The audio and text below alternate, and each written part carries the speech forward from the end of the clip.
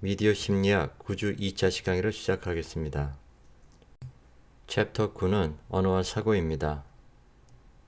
개념과 범주화는 우리가 어떻게 사고하는가에 대한 것입니다. 개념, 컨셉트는 사물이나 사건 또는 그 밖의 자극들이 가진 공통적 속성을 묻거나 범주화하는 심적 표상을 말합니다.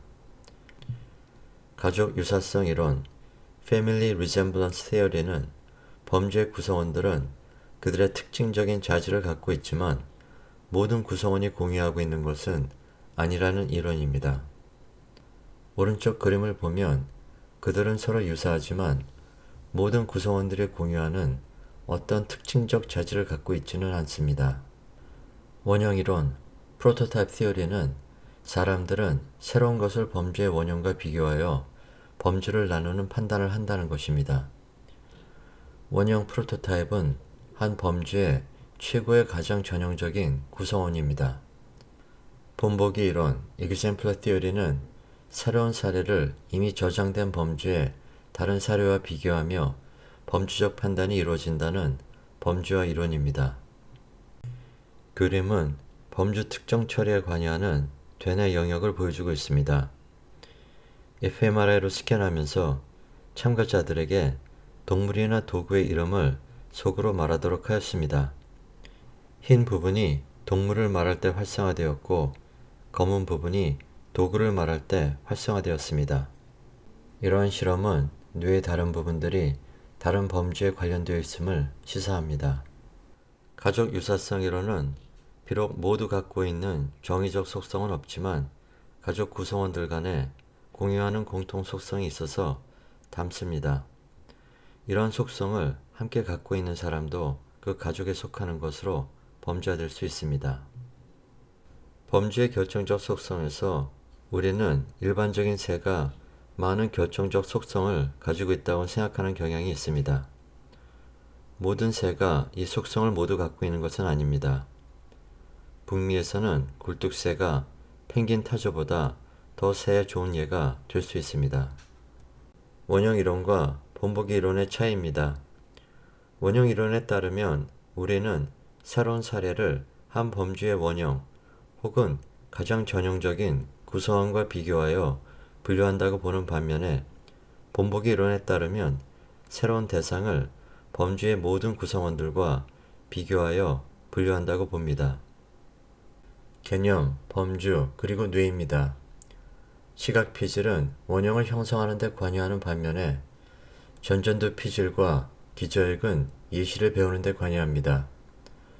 범주 특정적 결함은 특정한 범주에 속하는 대상을 인식하지 못하는 반면에 그 밖의 범주에 속하는 다른 대상을 인식하는 능력은 정상인 것으로 나타나는 증후군입니다. 주로 좌반구에 손상되어 있습니다.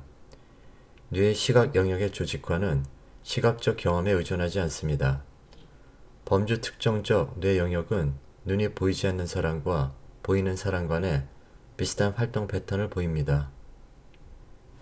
우리는 범주와 개념을 사용해서 하루 평균 100가지가 넘는 의사결정을 합니다. 어떤 결정은 쉽습니다. 어떤 것을 입을지, 아침은 무엇을 먹을 것인지, 그리고 어떤 것들은 좀 더 어렵습니다. 어떤 차를 살 것인지, 졸업 후에는 어떤 직업을 가져야 될 것인지. 이러한 결정을 하는 것은 다른 인지활동들처럼 심각한 결과를 일으키진 않는다 해도 마음의 오류인 마인드버그에 약합니다. 우리의 성공률은 종종 과제의 특성에 달려 있습니다. 빈도를 추정하는 혹은 어떤 것이 발생하는 것을 추정하는 것과 같은 인지과제 수행 능력은 탁월합니다.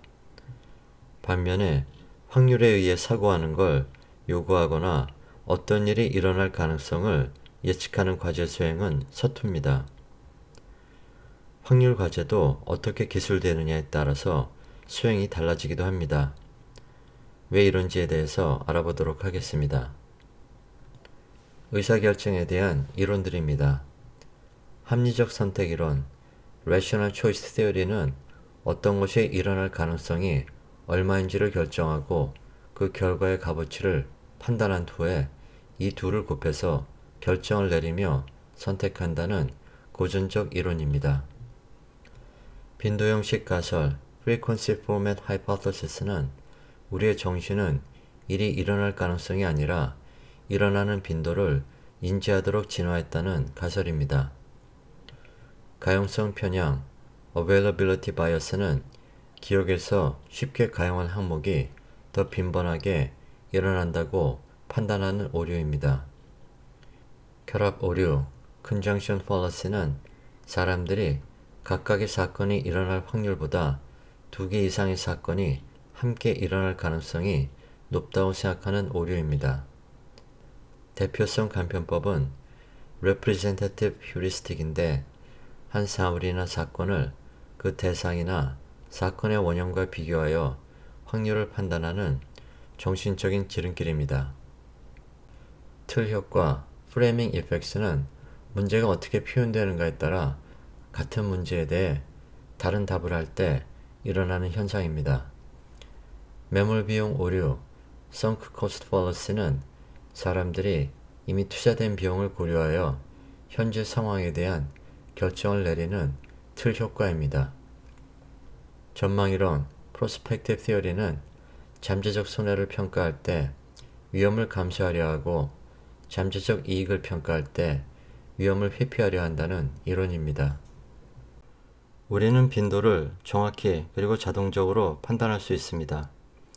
아이들도 빈도를 꽤 정확하게 판단할 수 있습니다.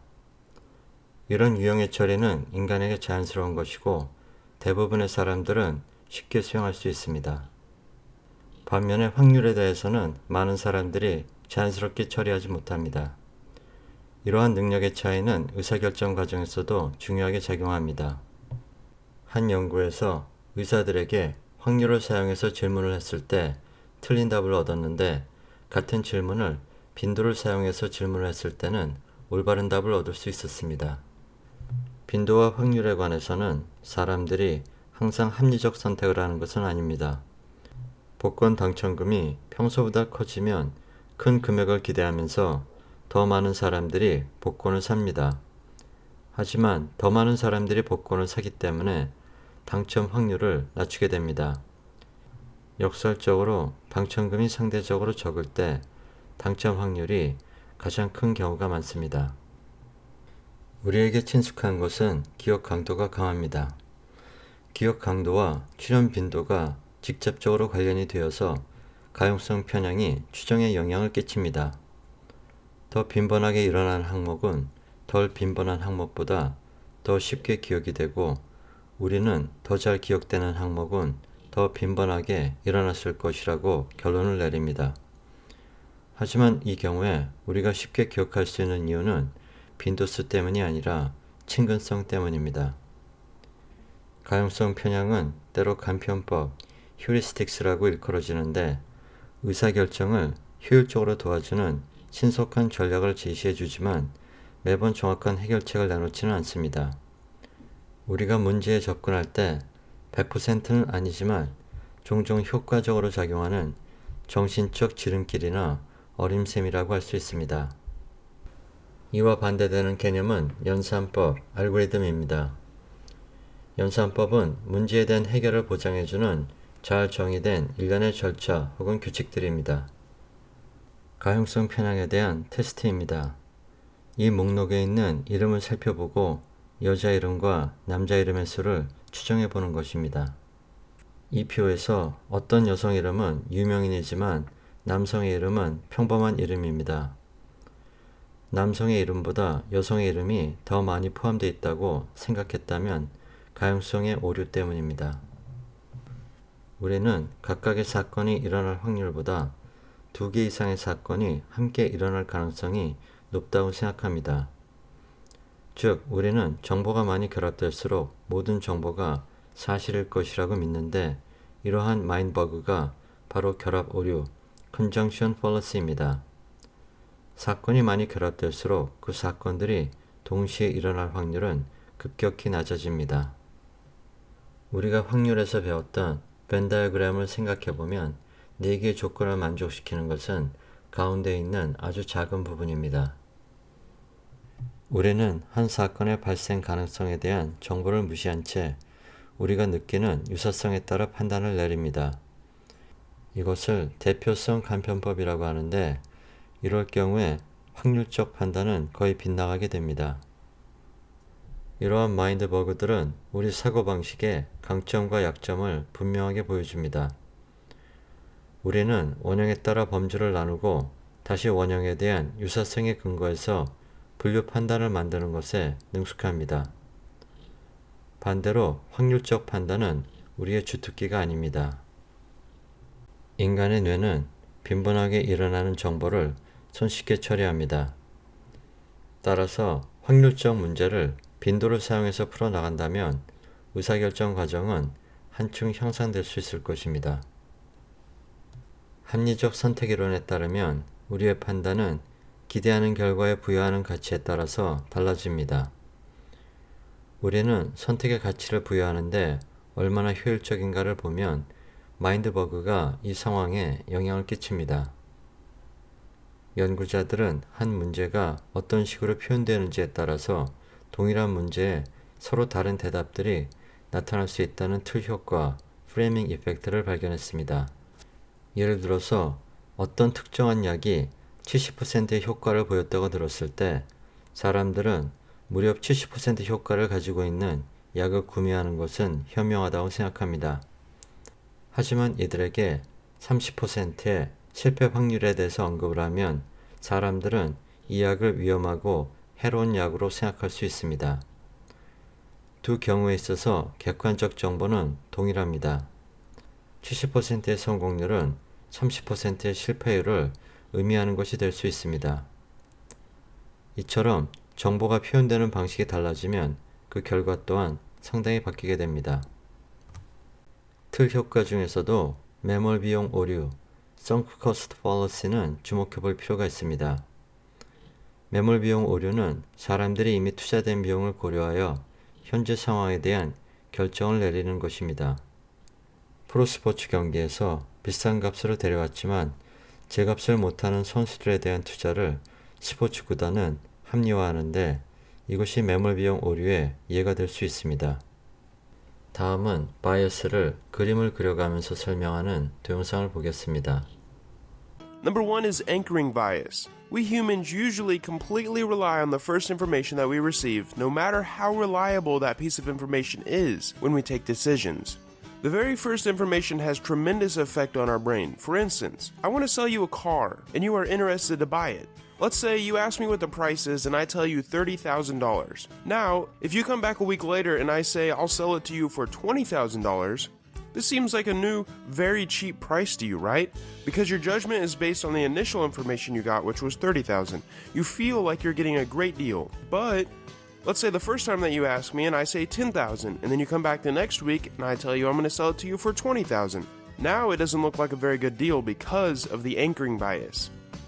This is just a very generic use of the anchoring bias, and I don't want a bunch of comments about why a $30,000 car should be sold for $10,000, but another example is trees. What if I asked you if the tallest tree in the world was higher or lower than 1,200 feet? And if so, how tall? The same effect occurs if I ask you to guess out of thin air instead of giving you an anchor of 1,200 feet. The results are crazy. Number 2, availability heuristic bias. People overestimate the importance of information that they have. Let me give you an example here. Some people think that terrorism is the biggest threat to the United States because that's what they see on TV. The news always talks about it, and because of that, it inflates the danger. But if you look at the real perspectives, televisions cause 55 times more deaths than terrorism. Yes, TVs literally fall on people and kill them 55 more times than terrorism. You are more likely to be killed by a cow than a terrorist, according to the Consumer Product Safety Commission. It's more likely to die from a coconut falling on your head and killing you than a terrorist attack. Thank you, Gary Vaynerchuk, for that one. Even the police that are hired to protect you from terrorists, it's estimated that you are 130 times more likely to be killed by the police than by a terrorist. That's because people do not make their decision based on facts and statistics, but usually they make it on news and stories and stuff they hear from other people. It's way scarier to die from a terrorist attack than a falling coconut, and because of this, usually the news won't cover it because there's not much money in it. Number 3 is the bandwagon effect. People do or believe in something not because they actually do believe it, but because that's what the rest of the world believes in. In other words, following the rest without thinking. If you've ever heard someone say, well, if your friends jump off a bridge, would you? Then that someone is accusing you of the bandwagon effect. It happens a lot with us. I mean, a lot of people vote for a certain candidate in the election because he's the most popular, or because they want to be part of the majority. It happens a lot in the stock market too. If someone starts buying a stock because they think it's going to rise, then a lot of other people are going to start picking the stock as well. It can also happen during meetings. If everyone agrees on something, you are more likely to agree with them on that object. In management, the opposite of this is called groupthink, and it's something companies try very hard to deter. Because if 9 out of 10 people agree on something, but the last person doesn't and won't speak up, it could squelch a great idea. Number 4 is choice supportive bias. So people have the tendency to defend themselves because it was their choice. Just because I made the choice, it must be right. For example, let's say a person buys an Apple product. Let's say it's a MacBook instead of a Windows PC. Well, he's more likely to ignore the downsides or the faults of the Apple computer while pointing out the downsides of the PC. He is more likely to notice the advantages of the Apple computer and not the Windows computer. Why would someone point out that they made a bad decision? Well, let's say you have a dog. You think it's awesome because it's your dog, although it might poop on the floor every now and then. The same goes for political candidates. Not the pooping part, but they both may suck. But one of the lesser of two evils may be more right in your mind because you voted for them. 다음은 신경과학적 관점에서 의사결정과 뇌입니다. 전전두엽 손상이 있는 사람들은 위험한 의사결정 중에 감정적 반응이 나타나지 않습니다. 미래의 결과에 대해 무감각합니다. 약물 의존 환자에게도 비슷한 결과를 얻을 수 있습니다. 건강한 사람에게서 높은 활성화 수준은 과제 수행 결과와 서로 상관관계를 보입니다. 심리학자들은 왜 인간은 매일 결정을 하는 데 있어서 이런 실패들로부터 고통을 받아야 하는지에 대한 여러 설명들을 발전시켜 왔습니다. 첫 번째는 전망이론입니다. 사람들은 가치를 최대화하는 결정을 해야 합니다. 심리학자와 경제학자들이 기대형이라고 부르는 것을 증가시키려고 노력해야 합니다. 그러나 사람들은 간단한 합리적 원칙과도 일치하지 않는 결정들을 합니다. 이런 결과를 설명하기 위해서 카네먼 등은 전망이론을 발전시켰습니다. 이 이론은 사람들은 잠재적 손실을 평가할 때 위험을 감수하는 선택을 하고 잠재적 이익을 평가할 때는 위험을 피하는 선택을 한다고 주장합니다. 이런 결정 과정은 두 가지를 거칩니다. 첫 번째는 사람들은 가용한 정보를 단순화합니다. 따라서 잠재적으로 유용한 많은 정보들을 무시하게 됩니다. 두 번째 단계에서 사람들은 최고로 가치를 제공한다고 믿는 전망을 선택합니다. 이 가치는 개인적인 것이고 최고의 가치라는 객관적 측정과 다를 수 있습니다. 전망이론은 사람들이 이익을 얻는 것보다 손실을 피하기 위해서 기꺼이 더 많이 위험을 감수할 수 있다고 가정합니다. 전망이론은 인간의 불합리한 의사결정에 대한 메커니즘을 설명함으로써 행동경제학과 비즈니스에 큰 영향을 미쳤습니다. 빈도 형태 가설에 따르면 우리의 마음은 어떤 것들이 일어날 가능성에 대한 것이 아니라 얼마나 그것들이 빈번하게 일어날 것인가에 주목하도록 진화되었다고 합니다. 우리는 빈번한 것에 관한 정보를 쉽게 해석하고 처리하고 조작하는데 실제 양적인 정보가 제한 상황 속에서 일반적으로 일어나는 방식이 그렇기 때문입니다. 여러분이 일상생활에서 마주치는 것은 빈도이지 가능성이나 확률이 아닙니다. 확률은 진화적으로 말하자면 최근에 발전한 것으로 17세기 중반에 생긴 것입니다. 이러한 문화적 개념들을 발전시키는데 천년의 시간이 걸렸고 일상생활에서 능숙하게 사용할 수 있는지는 인지도구가 되기 위해서 수년의 교육이 필요합니다. 그러기에 확률을 다룰 때 마인드벅에 취약하다는 것은 그리 놀라운 일이 아닙니다. 반면에 사람들은 빈도에 대해서는 거의 노력을 들이지 않고도 잘 다룰 수 있습니다. 우리는 얼마나 자주 두 사건들이 함께 일어나는지에 대해서 매우 잘 인식합니다. 빈도를 탐지하는 것은 형식적 교육을 통해서 배운 기술이 아니라 기본적인 생물학적 능력입니다. 빈도 형태 가설에 따르면 통계적 정보를 확률 형태보다 빈도 형태로 지시하는 것이 수행을 좋게 할 수 있습니다. 우리의 진화적인 강점을 이용하는 것이기 때문입니다. 어펜딕스입니다. 지금까지 시청하신 것으로 이번 차트의 수업이 인정됩니다. 디시전 메이킹에서 인간의 바이어스에 대한 동영상을 보도록 하겠습니다. Number 5. Confirmation bias. We tend to listen to information that confirms what we already know, or even interpret the information that we receive in a way that confirms the current information that we already have. Let's say that your friend believes that sweets are unhealthy. This is generally a pretty broad belief. He will only focus on the information that confirms what we already know. He is more likely to click on videos that confirm that belief or read articles that support his argument. He doesn't go through and type positive health effects of increasing blood glucose levels or positive effects of eating a bowl of ice cream. No, he will instinctively go to Google and type in how bad is sugar for you. The confirmation bias is very dangerous in scientific situations and is actually one of the most widely committed cognitive biases. Number 6, the ostrich bias. This is the decision, or rather subconscious decision, to ignore the negative information. It may also be an indication we only want to consider the positive aspects of something. This goes beyond not only looking for the positive information, but this is when there is negative information and we choose to ignore it as an outlier. Sometimes, even when we have a problem, we try to ignore it thinking it will go away. Let's say you have an assignment to do. It's not something that you really want to do, so you may just keep on procrastinating with it because your mind thinks that it'll go away or is solved by ignoring it. Smokers usually, they know it's bad for their health, but a lot of them keep ignoring the negative implications of cigarettes, thinking it will not damage them or might stop them before anything serious will happen, because they consider themselves an outlier. To avoid finding out negative information, we just stop looking for it. Now, this could be a serious crime in many scientific research laboratories and basically promotes ignorance. Number 7, outcome bias. We tend to judge the efficacy of a decision based primarily on how things turn out.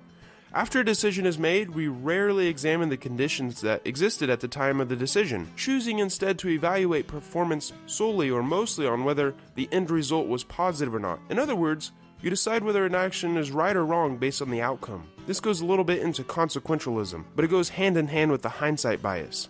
Let's say there's a manager who wants to take the decision. His team and the data are telling him to make one decision, but his gut is telling him to make another decision. Well, he goes ahead and makes the decision that his gut told him to do. And then in the end, it was the right decision. Does that mean it's actually better to trust your gut rather than listen to your team who is advising you based on facts and statistics? Well, that's what the outcome bias is. You take the decision and base the effectiveness of your decision on the outcome, even if it was luck.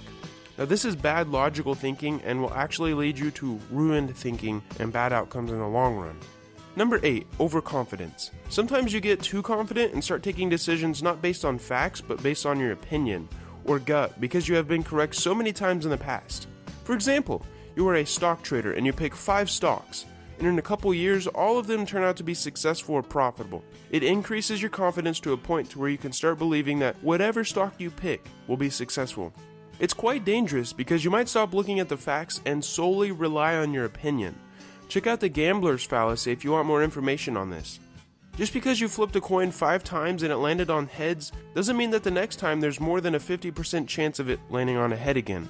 Ego is the Enemy is a great book about this bias, and I just made a book review on it. Number 9, placebo bias. When you believe something will have a certain effect on you, then it will actually cause that effect. For instance, you are sick and the doctor gives you a certain medicine. Even if that medicine does not actually help you, even if it's just made of sugar, you believe that it will help you and it actually causes you to recover quicker. This might not sound very logical, but dozens of experiments have proven this. That's why if you realize positive people usually have positive life and vice versa. The way you think is super important, and we've hit on this in previous videos. For the same reason, a lot of personal development books say that if you really believe something, you will eventually achieve it, or at least find a way to achieve it. Because the placebo effect will give you the motivation that you need. The mind truly is a powerful thing. And this actually isn't always bad thinking. In fact, you can use the placebo effect in our advantage if we use it wisely. There's actually a reverse of this, and it's called the nocebo, and this is when it is negative. Number 10, survivorship bias. This bias is when you are judging something based on the surviving information. Let me give you an example here. There are a lot of articles titled like, 5 things millionaires do every morning. Does that mean doing those things every morning will make you a millionaire? No, there are tons of people who did them and didn't become a millionaire, but there are also tons of people who did them and did become a millionaire. So these articles are primarily based on the ones who survived and reject all other peoples who did the same thing but did not become millionaires. Another example is to say that buildings in an ancient city were built using extreme engineering because they lasted so long. This is a bad conclusion because you aren't considering what ratio of buildings were built to how many that lasted. You're only seeing the ones that lasted thousands of years of weathering, when the other 90% have already washed away. It's hard to know what you don't know. Number 11, selective perception. I like this one. Selective perception is a form of bias that causes people to perceive messages and actions according to their frame of reference. Using selective perception, people tend to overlook and forget that contradicts their beliefs or expectations. Let's say, for example, you're a smoker and you're a big fan of soccer. You are more likely to ignore all the negative advertisements about cigarettes because since you are already smoking, you have this perception that it's okay to smoke. But if there's an advertisement about soccer, you are more likely to notice it because you have a very positive perception about it. This is actually something really interesting and has to do with how you perceive the world due to your subconscious mind and what it filters out. The last one is called the blind spot bias. If I asked you how biased you are, you would probably say that you are less biased than the average person, and you are more likely to base your judgment on facts and statistics, and that's what's known as the blind spot bias, or the bias bias. You are biased because you think that you are less biased than everyone else. For example, I gifted something to my teacher, and the next week she gave me a good grade on a test. If you ask her whether she was biased when she gave me that grade, the answer will be that the gift never affected her decision when marking my paper. But if you ask her if other teachers are biased when students give them gifts, she will say yes, in most cases. And that's what the blind spot bias is.